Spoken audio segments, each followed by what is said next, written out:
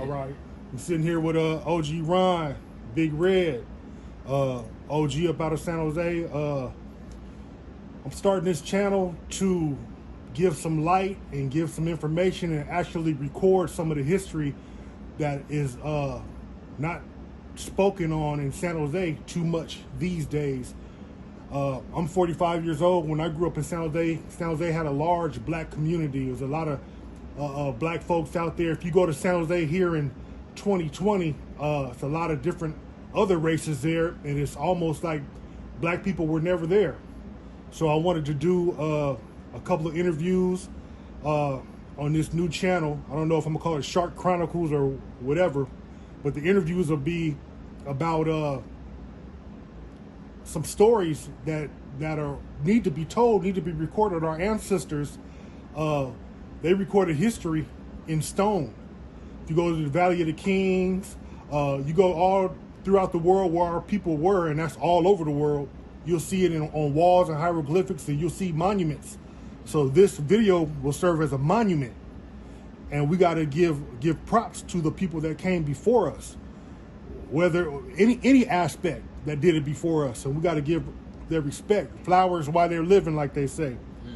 I wanted to do this interview for a few reasons, just to get the real story out there. This is my first time doing this, so hopefully my phone keeps up, and when I do the editing, that should be right. I just said some words with the minister, Nuri, a minute ago, about reform and redemption. I want to focus on reform and redemption. You know, tell your story and say how you're reformed. Because when we start to talk about prison and we talk about gang stuff, I don't want this to be misconstrued as I'm glorifying gang life. I want the story to be told, but I want you to be able to say what you're doing now and how you made changes. We could just start up, man. So right now, we got Big Red from what's that? The SJ RIPS, Story Road Apartments, which is now called Foxdale. So go ahead, why don't you introduce yourself, and then we can get into the questions, bro. Yeah, my name is Ron, also known as Big Red, from the east side of San Jose. That's where my roots are planted, but I didn't put no limitations on where I roamed, so, yeah. Okay, first question is, were you born in San Jose? And if not, where are you originally from? And what year did you come to San Jose? I was born here in Stockton. Okay. In French Camp. And I was raised on the south side of Stockton in Sierra Vista until 1974. That's when I moved to San Jose.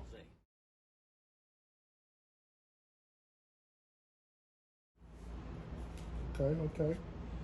What part of San Jose are you from, or what part were you raised in when you came to San Jose in 1974? From the east side. And at that time, they were called Story Road Apartments. I think they called them Foxdale. They went from Story Road to Foxdale Manor. Now they're Foxdale Village. Mm-hmm. But, and they got trees right now. When we first got there was no trees. Everybody was dark. It was no shade. It was straight sun. So I think I seen that you have posted a picture. Yeah, some pictures of old school. Yeah. I'm gonna try to pull those pictures offline and put that on the part where you just said that. Yeah.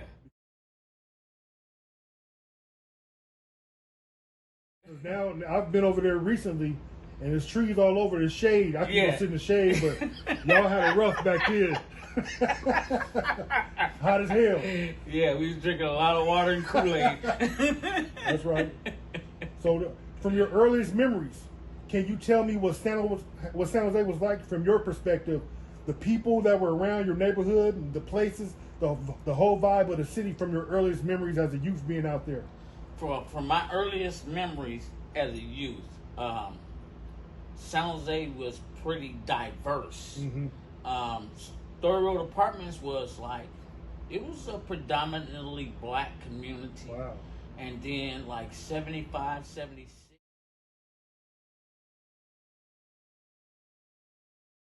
76, a lot of the Samoans started moving to Story Road apartments. Mm-hmm. But yeah, it was pretty mellow, but at the same time, Dionne Warwick came out. I don't know which year she came out with that song, "Do You Know Your Way to San Jose?" And that's when my mom moved to San Jose. That's right. So when a lot of blacks started migrating to San Jose, and a lot of people started, fearing, okay, it's an invasion, so we started getting a lot of, conflict, right, and a lot of people wasn't understanding, what was our directive and, what was our goal. But at the same time, they had General Motors.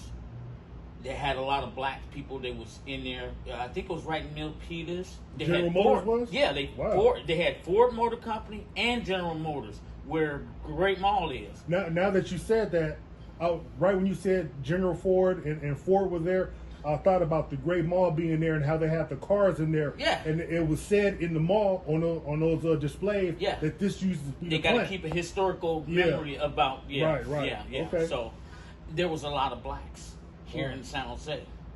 So the community was thriving, everything was going good, and but there was a lot of, at that time when I first was here in Stockton, if you hear somebody last name Hernandez, this is Mexican.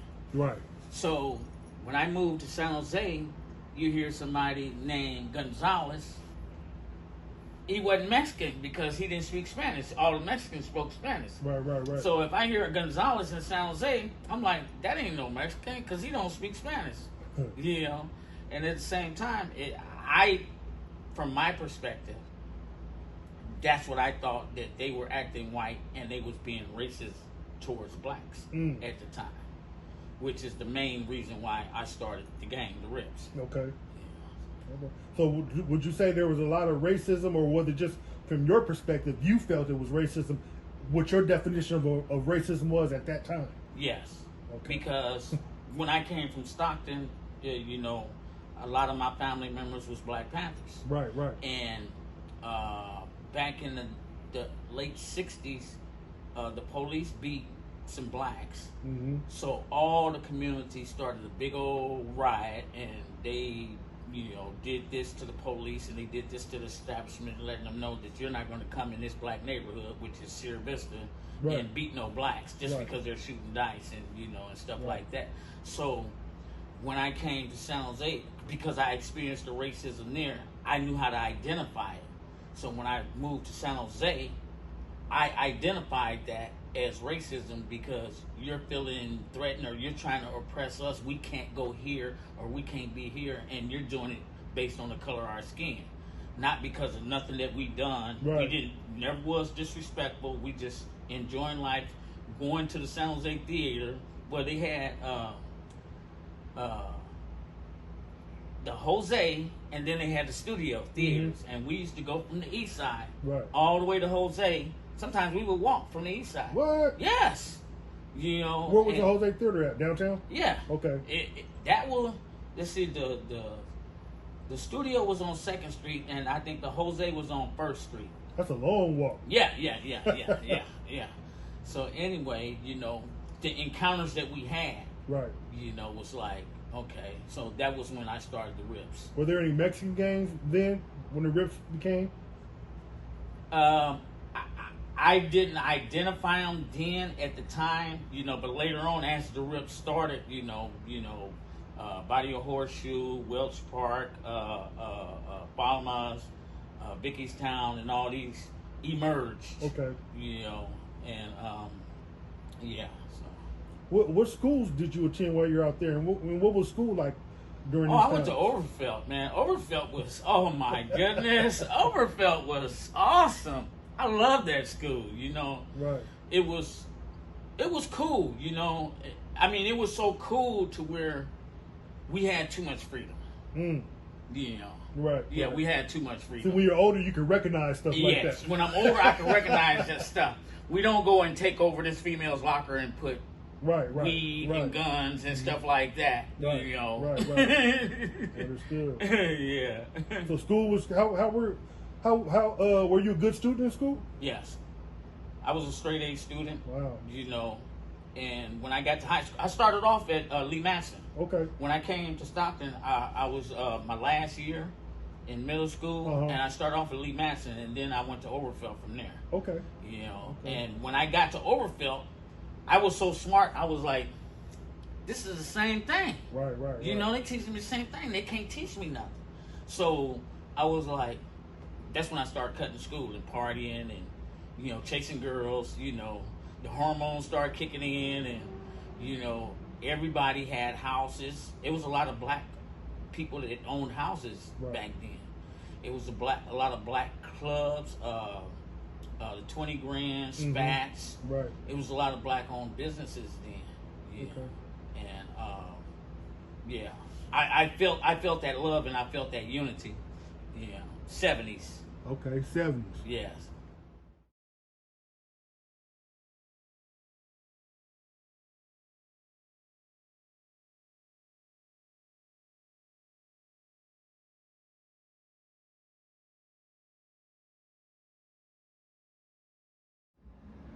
Damn. All right. At what point, what age, what year did you start to get involved with any street politics or organizations? And this is talking before the formation of the RIPS, or was the RIPS your introduction into that?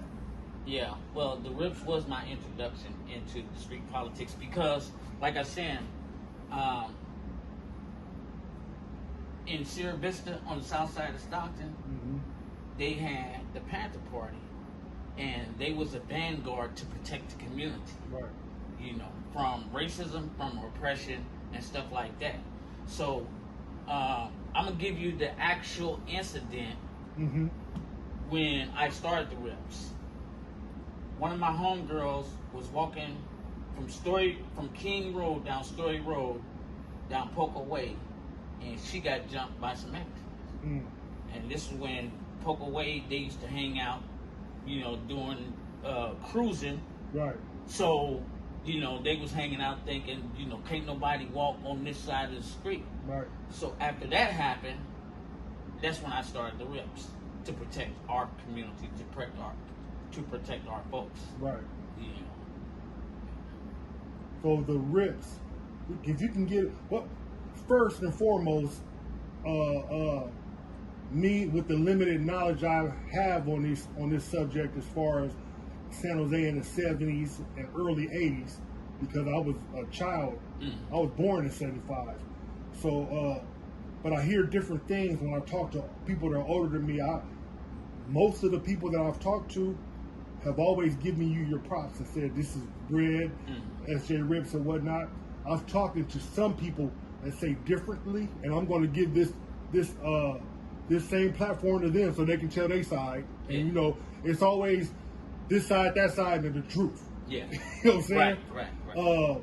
But most people that talk about the history, they always mention SJ RIPS and mention you. So one of the people I talked to said that some of their family members are the ones who started the RIPS. And then when you were asked, you said these people were actually third generation RIPS. Right. So who is the founder of the RIPS? Look at this. It says president. Okay. And it says RIP. You know. Okay. So, and in order to wear this brand, right. Yeah. Okay. I just want to get that clarified. You know, and because back in '77, that's when I started the RIPS. Okay. And there's a lot of generations, and I'm gonna speak on this because I know that this happened. Right.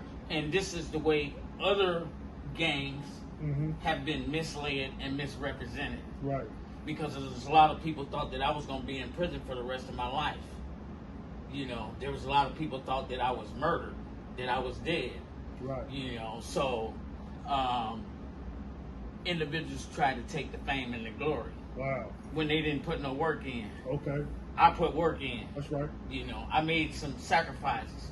They was unworthy sacrifices because not too many people advanced, but at that frame of mind, you know, I was militant. I was like, something's got to be done, and I'm going to make these sacrifices. going to prison, I had 3 robbery convictions. Right. You know, it never was black on black. Right. It emerged into that, but it did not originate because our enemies was the Hispanics, and I'm just keeping it real. Now I got major love for them. Right. But at that time, you know, it was the Hispanics because they was acting like Europeans and they was acting like they was being racist towards us, and you know that was my enemy. That was our enemy.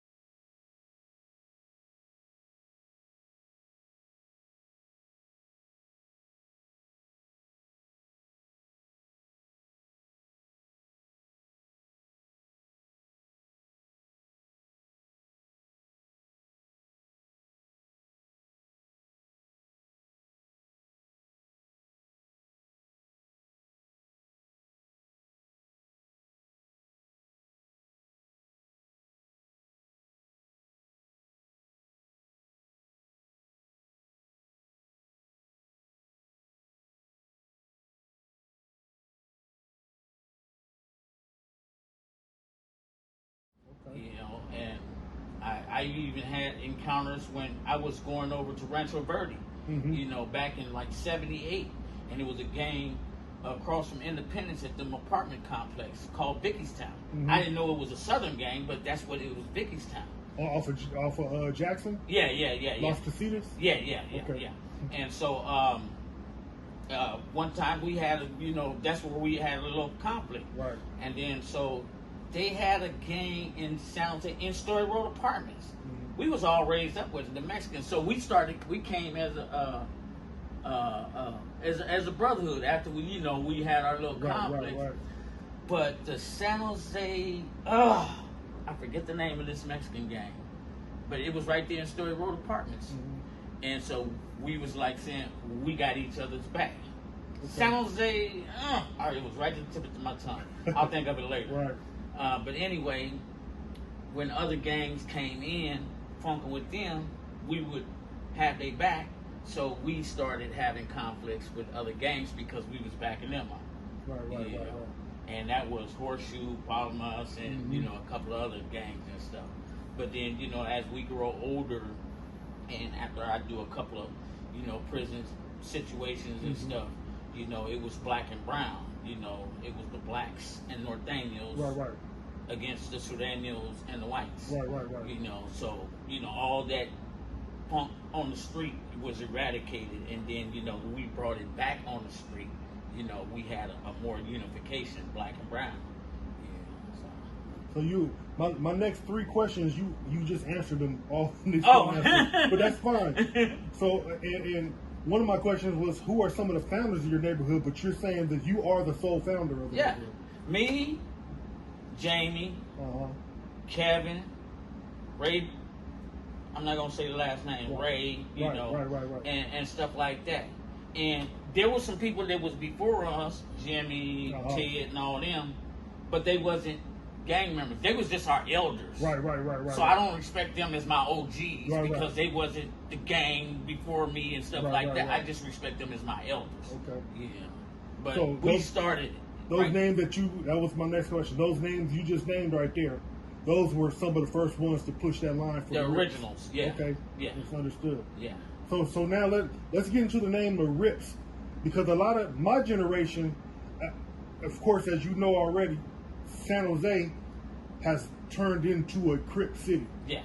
As far as blacks are concerned, Right. Crips. There are a few brothers who identify as Bloods. Yeah. But for the majority, there are Crips in San Jose, and it's known as the city of Crips. Right. So, from my understanding, when we came up, when the name and the history of the SJ Rips came up, we were thinking the SJ Rips were for Crips, and they were the first Crips. So I wanted you to explain the name and the term Rips and how the Rips came to be.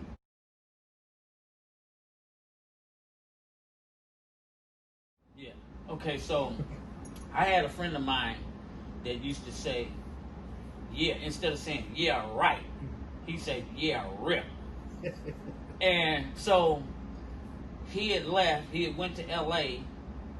and then I don't know. I thought he got killed or something like that. But when I started the RIPS, it was in memory of this individual. You know, Right. and you know, just to keep it, because I started in a gang called the East Side Assassins. You know, and the East Side Assassins. It sounds like. Yeah, he was part of it. We started off at Overfell. Okay. And the East Side Assassins fell out, and I was like, man, to hell with that, man. You know, I'm about this. Right, right. You know, so I said, I'll start my own, you know, keep this going. Because y'all don't want to keep it going. Y'all ain't got this fire started.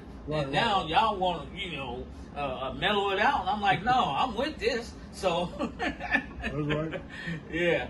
But, so as things progress, you know, as things emerge, when I went to prison, the original vice president, he like went to the left. And I had my other homeboy, Kent, that kept it going strong. So I gave him the opportunity to choose the color, you know, and that's when he chose blue. And he started using the terminology because he was originally from L.A. And his brother was from L.A. Oh. But it was not, you know, like we're copycatting the Crip. We got some terminologies, but we originated in San Jose. Right. That's original. We originated in San Jose. Crips originated in L.A.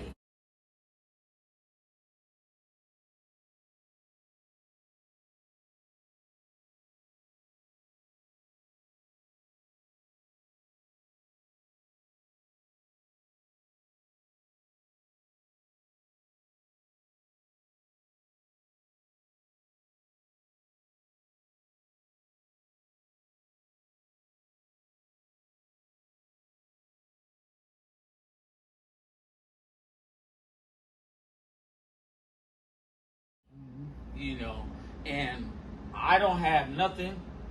Man, I got love for Crips because in prison, oh man, I seen the demonstration was so strong. I'm talking about from the Constitutional Crip organization to Blue Magic, and even how the Bloods was organized, the UBN, the whole bloodline, the whole thing. So I've seen some massive demonstrations, but at the same time, you know, when I was young, because Crips started in '69. And so I started in '77, 8 years after that. Right. So when my cousins back in Stockton, they came from LA, they was Crips.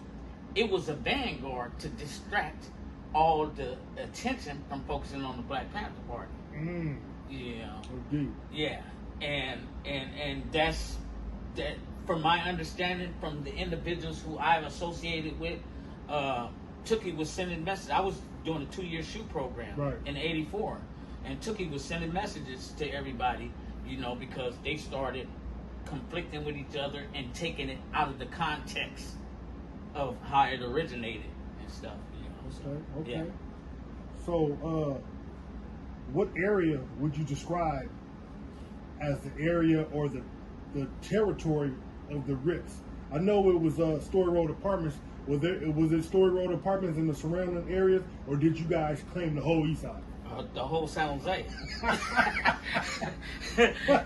we didn't put East Side 408 RIPS. We put SJ RIPS. Okay. The whole San Jose. Okay, I had to ask.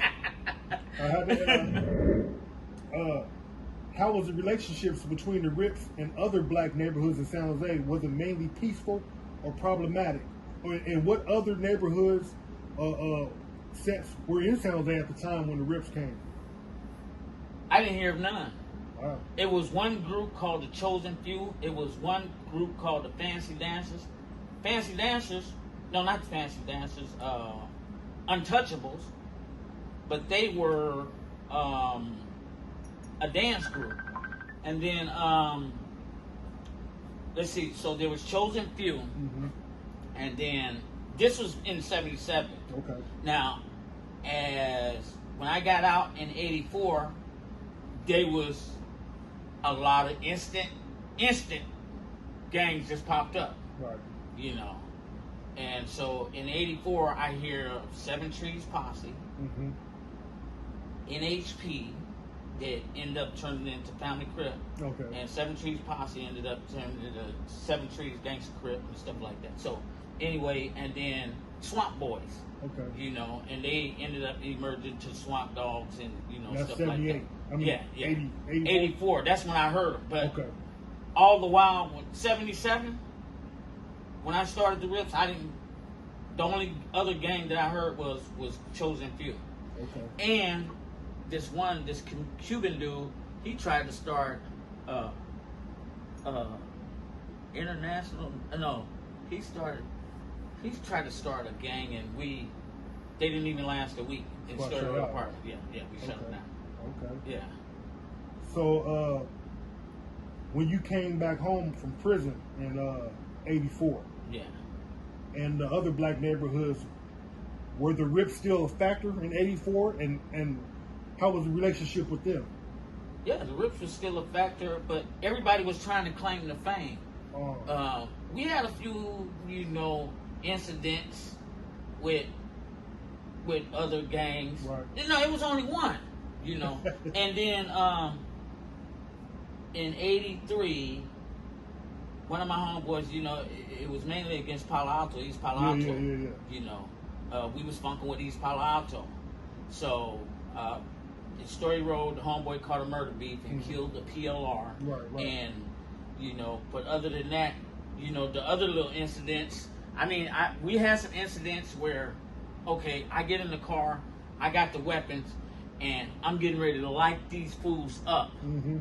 And then my homeboy in the back said, "Oh, that's such and such." And I'm like, "Man, why are we getting ready to kill these motherfuckers and you still got emotional bonds?" Right. You know, so, you know, we just squashed that, and then we just talked, you know. So here in 2020, are the Rips still a prevalent force in San Jose, or are those days done? Of course we are. As long as I'm alive, you know. That's right. As long as I'm alive, we are, you know. But we're not on an identity crisis. Mm-hmm. We don't have to prove nothing to nobody. We got homeowners, business owners, and people that's leaving legacies instead of, you know, still trying to identify.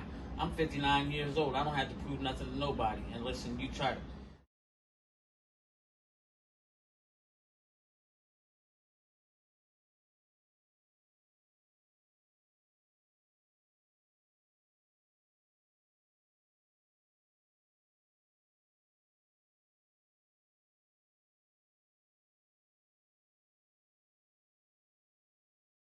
And listen, you try to. This is my business right here. This is my business. Now, I will let somebody have it about this, but it's not going to be about, you know, a block or a neighborhood or a color of a rag or nothing like that. So. Right. So we spoke about you being incarcerated. What are some of the prisons and youth authorities that you've been in? I started off in Preston. I started off in Preston because I was supposed to start the Manzanita drug program. Mm-hmm. I stayed there probably a month because they said I had too much time to get in the drug program. I was trying to, you know, use my crime as drug related so I could get out in 19 months, you know. Right. So, but that didn't work. So I went to Carl Holton, and so I was in a maximum security dorm because of my gang affiliation and because my crime was violent, and I was active. Right. I mean, I was active from YA to Susanville to San Quentin to Soledad. Soledad is where I caught the attempted murder in the racial riot. Mm-hmm. We took off on some Aryan Brotherhoods, and on the third tier, you know, the shot caller, I was Eddie, and he jumped down off the third tier, and then so when we getting handcuffed, the guy looking at me like, "Man, Red, you crazy." And I'm like, "What the hell are you talking about?" He said, "You was talking to him while you was stabbing him." I was like, you know, but, you know, I was with it. I was with it 100%. And, you know, I was representing SJ Rip the whole time.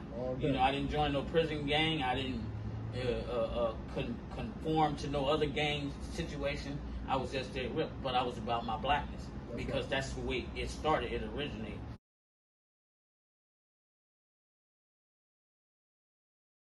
If a white supremacist group was trying to terrorize or trying to trip with us about anything, I was there on the front line. That's right. Because, you know, I stand against racism 100%. Yes, sir. Yeah.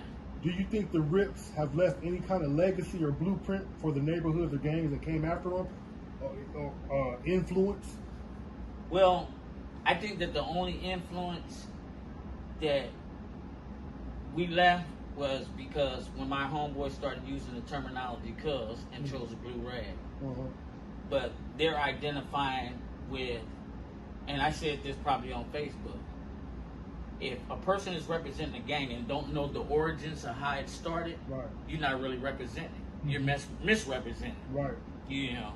So San Jose, we started in San Jose, and the reason why we started is what they're doing is totally non-void of what, you know. So I don't think that a lot of people are on the mindset of standing up for the people and standing up to better the community and to protect the community. I look at it like some people are on identity crisis and trying to prove that, you know, how much of a crazy local person that they are. Right. And I've always tried to prove that we're going to protect our community and we're going to be intelligent. When probably in about 84, when I was doing a 2-year shoot program for attempted murder and a racial riot, that's when I organized the RIPS as Respected International Peoples. Yeah. Okay. We're starting to come to the end. I had a couple more questions. How do you feel about the whole "is San Jose the Bay" debate? Do you consider San Jose the Bay? Because it's a lot of, in my generation, we say we're not the Bay. No. Hell no. Okay. I mean, you know, when I was in prison, this is the Bay. These guys, you know what I'm saying, man? They had perms and popping their collars. Right. I was a gangster. Right. You know, and we didn't do that. Right. You know? Right. So I'm like, I never did identify with the Bay. Right. You know, as far as the Bay Area. We're South Bay, right, but it was something totally different. And because San Jose is so integrated, and we got some warriors because we warred with a lot of races. Right, we was constantly in battle. Right. So in prison, they respected a lot of San Jose guys because they was some vicious warriors. Right. A lot of prison gangs recruited some of the guys from San Jose because they was vicious. They know hand-to-hand combat. Right, right. You know, there's a lot of people that the only thing they know how to do is hide behind a gun, and when you get in prison with hand-to-hand combat, straight suckers. You know, right. The Mexican mafia is tearing them up. You know, they tearing them up. Right, you know, right, and I'm right. like, oh, y'all want to hide, y'all want to go to sleep, and then y'all get, you know, y'all want to negotiate. You know, I never negotiate. You know, we say don't compromise, take his head. So yeah. So geographically, San Jose is the South Bay, but politics, streetwise, we're not the Bay. No. Okay. Yes, sir. I emerged from that person to where I was, and this is redemption. Right. Because what I started, a lot of my homeboys went to prison. A lot of their mothers cried. A lot of their mothers was in pain because their son was away from them. So now I'm showing them something totally different. So I told this one homeboy, he's homeless and he's an addict. I'm saying, if you listen to me when I was young being a fool, listen to me while I'm being intelligent and building a legacy. You know. So now I started from scratch. Caesar's Maintenance. This is my business.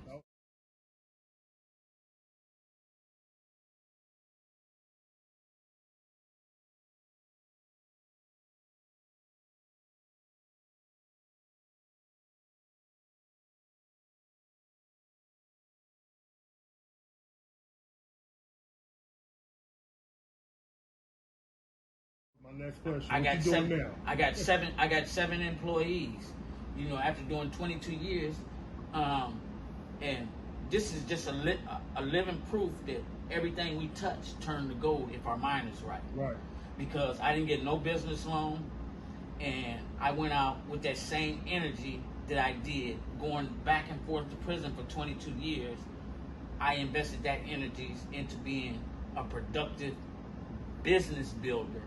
And now here I am helping people pay their rent and helping people feed their kids. Right, right. Yeah. So it's a transformation. I have respect for this.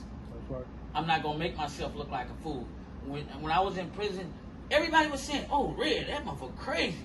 I'm like, that's not the only thing that I want my kids or my grandkids to hear about. Right, right, right. You know, so I transformed that. I worked on that. So Caesar's Maintenance, how long has Caesar's Maintenance been in business? 10 years. 10 years. 10 years. Black owned? Yes. That's right. I am the owner. I started this. And you know how I started? You know the reason why I started? Well, what's the reason? Okay, so coming out of prison, they always talk about 7-year background check. Right. So I'm like saying, what the hell? I can't get a job for 7 years because of the 7-year background check? So when you have confidence in yourself and who you are, you can accomplish anything. So I say, if I can be on that yard in prison doing 20 count burpees for 2 hours in 102-degree weather, not drinking no water, showing how savage of a soldier I am, then I can do it out here on the street for my people. That's right. And right now today I got 12 years clean and sober. No, that was all I was going to say. That no too. Distractions. That's right. And if your mind is right, with no distraction, with no, impurities, stopping your mind from being free and being able to calculate and innovate, then sky's the limit. That's right. Yeah, sky's the limit. It's nothing. I encourage every black person, because I think that each and every one of us got a special skill, a special talent that we can use to start a business. That's right. Just like every other race. That's right. And I think that would be a great solution to the things that's going on with the racism that's going on. Yes, because sir. if we have an economic power, a financial power, and a strong economic power, it'll be more respected, and people won't be trying to oppress us, because how can they oppress us when we have a financial power that's part of the entire structure of this country? That's right. Yes, yeah. They're not willing to make that sacrifice. Yes, sir. So I want to thank you for spending a little bit of time with me today. I know I've been talking about this since I met you. We had to sit down and do this, but I seen on Facebook you was out here. I was like, shit, I'm gonna be out there too. Let's make it crack. Yeah. So I know you've been working. I'm gonna give you some of this muscle milk so you can get some swole back on. Right. Any last words? Any words of encouragement? Anything you want to say before we end it off? Well, my main thing is unity, and it's just like in recovery. Mm-hmm. I learned, don't look for the difference, look for the similarities. Right. Look for the similarities. There's different religions, there's different politics, but we have similar struggles. Right. And because our struggles are similar, don't let the differences in religion, don't let the differences in beliefs, in politics separate us. Right. Because we got one struggle, and that's to liberate ourselves, from oppression, racism, and hate, so we can grow. I'm leaving a legacy. I want to see everybody leave a legacy. That's right. I got an open door policy. If anybody that's willing to learn or want to start a business, I got an open door policy. I'm not going to go chase nobody, but I got an open door policy. That's right. Like, come on, That's we right. can do this. That's right. Yeah. Yes, sir. And I separate myself. I'm living in Fremont. I'm away. I'm out the way. Because I don't need no distractions. Yes, sir. And sometimes that's all you need is to separate yourself from somebody that's going to come and say, here, man, let's get this Don Patron and be distracted from you focusing on starting your business. Because I know there's a lot of people that's saying right now today, as they're watching this video, saying, man, I need to change. That's right. I need to start something different. Yes, sir. But you can't start something different if you're in the same environment where somebody don't want to see you start something different. Saying the truth. Thank you, Big Red. Appreciate you, man. All right. All right. Thank you.